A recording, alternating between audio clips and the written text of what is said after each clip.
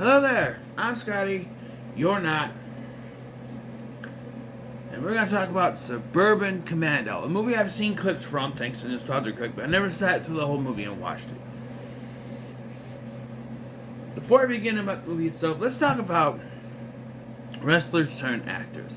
Certainly they get a little more respect nowadays with the likes of John Cena, Batista, and of course The Rock, but back in the 80s and 90s, I don't think they were taking it seriously. And even some big actors like Arnold Schwarzenegger and Sylvester Stallone, also, while making big bucks, they took projects like Stop or My Mom Will Shoot, or Junior. The only wrestlers that I think got respectable roles, and no offense to any of the other ones, but Jesse Ventura, who was a Predator, and Roddy Piper, who was in They Live.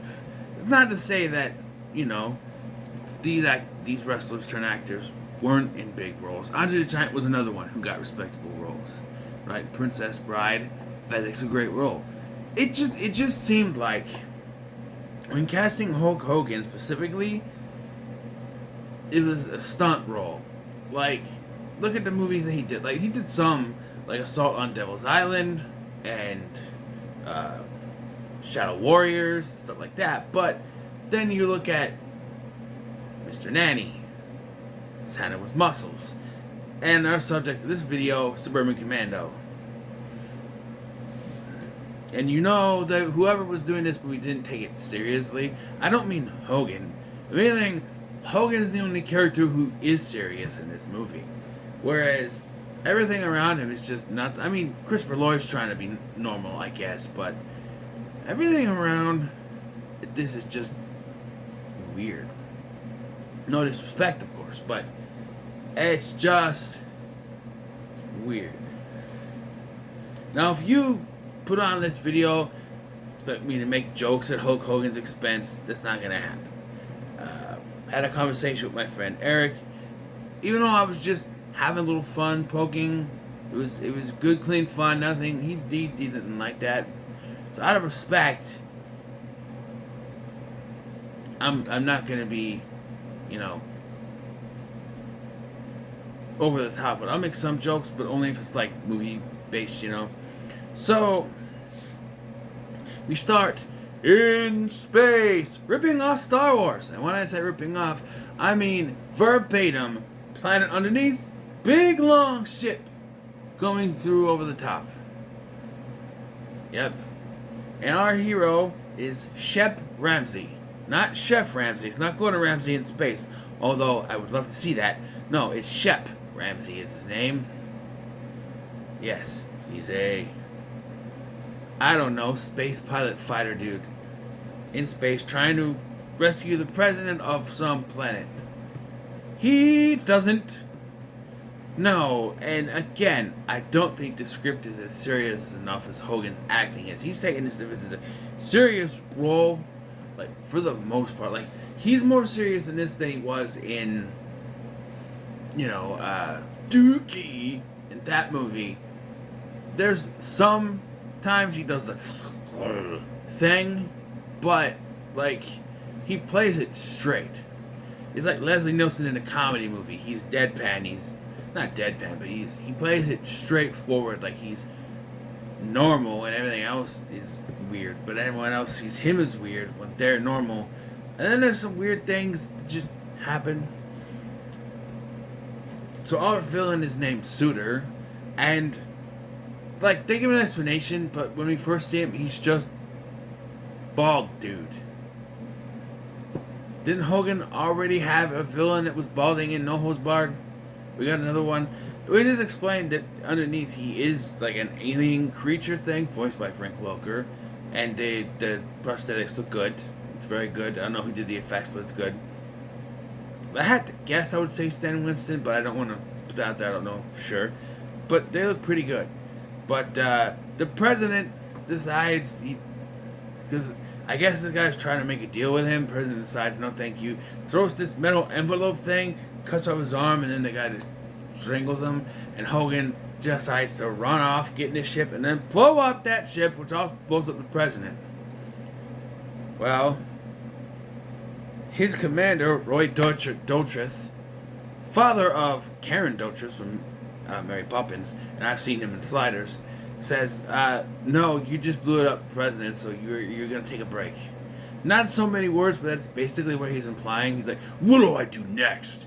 And he's like, how about you take a break, dear boy? No, what can I do? Is there aliens to destroy? Is there this, there's that? And it's just like, no, you take a break. And he gets frustrated and destroys his console, which means now he needs 6 weeks of repairs and he's got to go somewhere to land. So, of course, it's Earth. Yes. And you know what? I can actually say that this is not over the top. Because how many times has your anger destroyed something? You smash something and it breaks, and oh, I didn't mean to do that, right? I had a Power Ranger Megazord, the RPM Megazord, and I got pissed one time and I just chucked it across the living room, and one of the doors broke. Yeah, so that happens. You break something, smash something, it'll break. So yeah, so he lands on Earth where we meet Charlie, who is played by Christopher Lloyd, and he's everyday, mundane, normal dude who is so to the rules that he doesn't even run a red light. Oh no!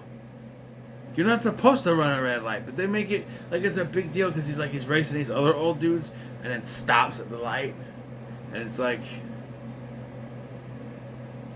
he's obeying the law. That's a bad thing? I don't know.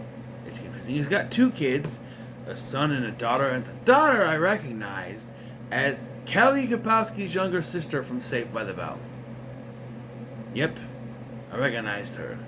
The 1-900 crushed, or really episode is. We haven't gotten to that one yet. We will, once I get back to doing those. But yeah.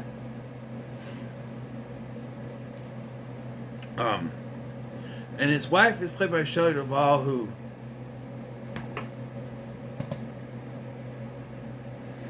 look, all the respect and rest in peace, but what were they doing? So, first of all, she says that she changed his shed into a room for rent so that he doesn't have to ask for a raise because she knows that he doesn't like to do that. So we're supposed to see this, the Christopher Lloyd, Charlie, doesn't take chances or do anything or push a limit to anything. And so by the time this movie's over, Shep has taught him to do that, I guess. He doesn't push the envelope or anything. Shep just shows up looking for a room, just out of nowhere, found a place. Yeah, I do like he does with the kids. Like he walks in, he's holding them both up. Do these belong to you? It made me laugh. God, do these belong to you? Those are our kids. Drops them. He likes the mashed potatoes too, so yeah, you know, must have been a cheat day. You know. Athletes, they eat certain diets. Maybe not back in the 90s, I guess. You know. But,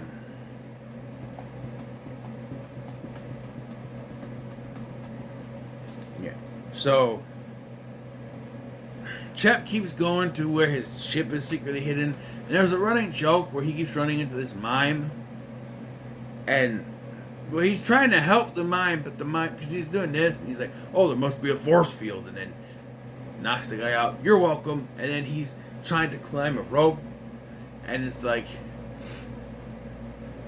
the whole gag is that he keeps on hurting the guy. And the guy's like, I gotta stop doing this at nights. And then he does it during the day and he still gets hit. My question is, why is he doing it? He's in the middle of nowhere. There's no one else there. Who's he entertaining? This makes no sense to me. Anyway, eventually one of these times, Charlie follows him and finds his spacesuit and takes it out and tries to save a woman, but In doing so, he fires a weapon which lures the bounty hunters, to Earth. The bounty hunters are the Undertaker and Tony Longo, who I know as Zeke Braxton from Drake and Josh. I'm Zeke Braxton. I'm Zeke Braxton. I'm a janitor. Rest in peace, sir. But yes, I'm like, hey, wait a minute, that's Zeke Braxton. Yeah. What was the question? It was like Zeke something. What was the last name? And I said Braxton. It wasn't that. I'm like, well, who the hell is Zeke Braxton? And I typed it in. You know what you gotta do? Corn on the cob. Come on, get on and go. Yeah. King.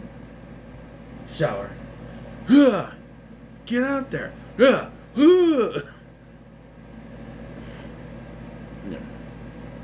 But yeah. So the next day, Shep finds out that his suit is missing and goes to talk to Charlie. He then tears the door off of Charlie's car for some reason because he's taking too long to unlock it, I guess. I don't know. And they go back to where he was knocked down in the suit, and they find the freeze ray. And Charlie gets shot with a freeze ray. Yep. And maybe this was foreshadowing Santa with muscles, but he's driving down the street with Charlie popped out of the car to Jingle Bells or something like that. Yeah. He eventually thaws, but Charlie's had enough, and he goes off on Shep, and we get the line. Christ, I was frozen today. Yes, sir. I was frozen today. I love that line. Yeah. So there's also a running gag with this little girl played by Elizabeth Moss. Yeah, she's really little here. It's 91. So also, not to say anything bad about Hulk Hogan. He's made a lot of claims about a lot of things. He claims that he was the one who introduced The Undertaker to Vince McMahon because he found him on this movie. Pay no attention to the mind that Undertaker was already employed by the WWF by the time this film was in production. But, okay, sure, Hogan, you're the one that found him. Sure. Yep. That's the only thing I'll say about that. Yeah. He's made other claims too that are... I don't remember them. Any other one? That's the only one that I can remember off the top of my head. That's just like... It's like when you have the kid at school that tells you a bunch of fibs because he wants to be cool. Yeah, okay, sure. Mm-hmm. That's what that feels like, because there's no way. He had to have already been employed. This came out in 91. It doesn't make any sense. The time, even if he met him while filming, they would have had to have been filming by mid-1990. By then, they would have already had plans to do stuff set up in motion in the WWF for him to be there. So it doesn't really add up. It doesn't. I don't know. But anyway, I just kind of wanted to put that little thing out there for you. Yeah, but there's the thing with the little girl. And he pulls down the branch, and she's like, "That's not my cat," and then he flings the cat into space. And then at the end, it comes back. Are you sure? Yeah, I'm sure. And it is the cat. So, but then she gets flung up, and he catches her. It's in the end. But anyway, the bounty hunters find them because they find the skateboard floating in space. And that's how they find him, I guess. Sure. So they get there, and Shep has a showdown with them. Charlie is also there, and then we hear the Undertaker talk, and he sounds like a child. There's a gag. I guess, and he defeats the bounty hunters. But then balding businessman dude shows up, Suitor shows up, and has the family hostage, and they defeat him, and the day is saved. And for some reason now, Shep is taking off into space with the secretary who had a gun earlier for some reason. By the way, Charlie's boss is played by Larry Miller, the great Larry Miller, and it's one of those things where now he has to stand up to his boss now because he learned a lesson, and he quits. I wouldn't go that far, but he's like, no, I'm basically he's sick of doing everything being on him, so he quits. And so yeah, then Shep is ready to go back into space now, and so Red Eye Reviews said that the secretary is gonna die because even though Hogan looks like he's human, he's an alien, and they won't have any human food. Shep eats human food. He ate the mashed potatoes. I think she'll be fine. I'm just saying. And he does help the kids with the skateboard bullies and stuff. Yeah.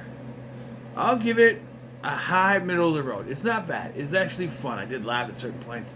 It's a fun watch. I really, as far as Hogan's movie goes, it's better than No Holds Barred. I would recommend both to watch. They're both fun to watch, but I think this is the better one. Hey, what's the best movie Hulk Hogan starred in? Plain and Simple? Or that Hulk Hogan was in, Plain and Simple, Bubba's from Space. Even though I don't particularly care for that movie, I think the quality-wise is better. He's in it, Actually, Gremlins 2. I said it. Gremlins 2. Turn it back on. There goes the popcorn. But yeah. So, what are your thoughts on Suburban Commando? Let me know in the comments below. Let's see. Make sure to like, share, and subscribe. We're gonna pick our next movie film. And I think I'm gonna try to lay down for a while, just relax. Alien abduction. Alien abduction? What the hell is that? Is this one I was supposed to take out? What is alien abduction? Was that? You're probably watching this, and I probably would watch. Is that the one? So, Eric used to get these found footage movies. One was Area 51. There was another alien one. But this family that's abducted by aliens while on a trip. I think that's what that one is. That has to be the reason why I picked it. That has to be. Maybe that's what it is. I don't know. We shall see. I think it's the only horror-like one I have. But we shall see after I lay down for a while. But anyway, thank you for watching. I'm Sky, and I'll see you in the next one.